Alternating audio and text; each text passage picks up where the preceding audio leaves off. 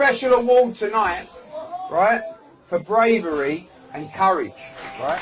This kid is 7 years old, right? During that plank, after about 20 minutes, I heard someone that was in distress, right? Oh, and I'm looking around, and I look down, and it's Jackson, right?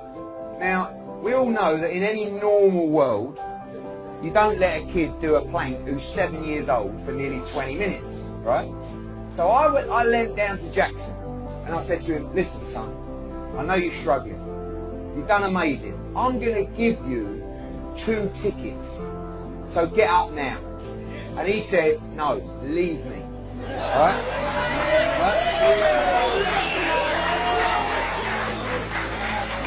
And in the end, we had to drag him off the floor. Right? So the special award for courage and bravery goes to Jackson.